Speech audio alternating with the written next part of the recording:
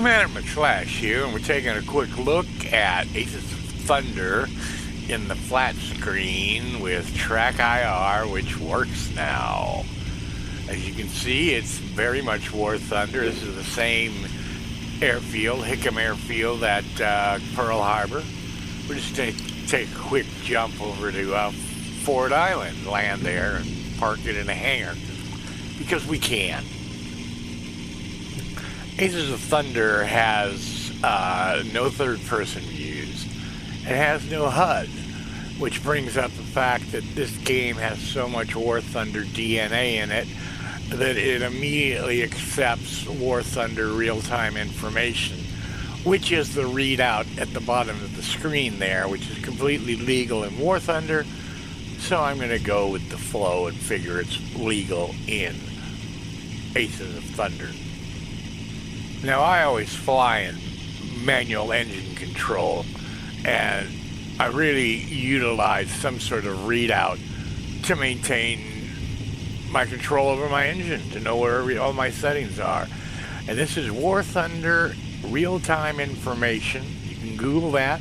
You can look for it at GitHub. It's a free download, and you can set it up where you want to see it on your screen. You can pick what items about the plane's operation you want to see. Now, after a couple of days in Aces of Thunder, I'm starting to get comfortable with it. There's a few things they got to work with. The bindings are a little squirrely. And, I have always set up custom HOTAS. I use a Turtle Beach Velocity 1 flight deck HOTAS. And I've used many other HOTASes, but I've never used presets. And there's a lot of people complaining, there's no presets, but it's pretty easy to bind everything you need. Though I and other people, I've read in some forums on Steam, in fact, that, and I know for myself that I've come back to the game and binds were not where I left them. And so also, you never need to start the engine. In every match or test flight or anything I've been in, the engine is running when you come into the plane, and particularly, I don't like that.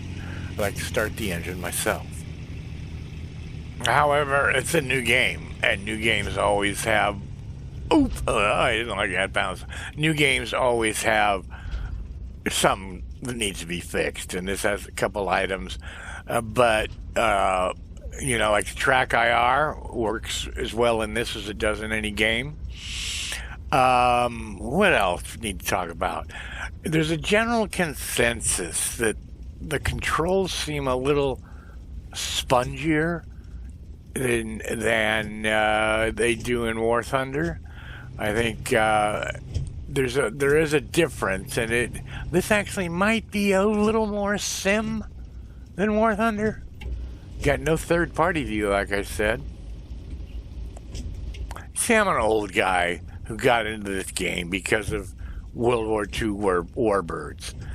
And you notice these parked planes over here, their props are all spinning, which seems a little ridiculous. Or they're supposed to be spinning. I don't know what they're doing over there, but they're not, they're spinning. But back to the issue of warbirds, I really don't have any desire to fly modern jets. They weren't the planes around in my childhood.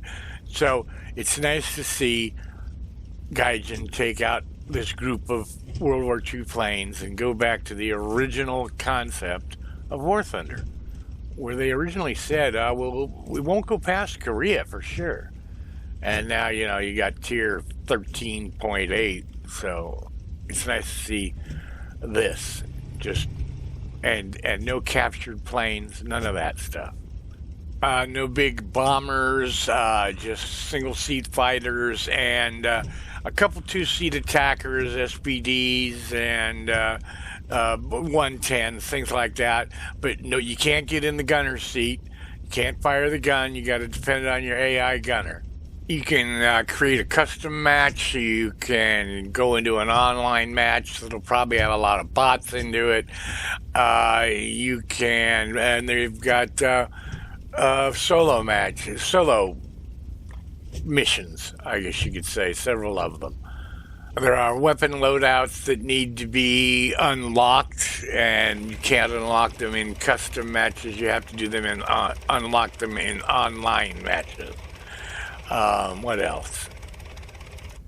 So basically, you'll probably be frustrated with this game at first. Like any new game, give it some time. I'm enjoying it. See you out there.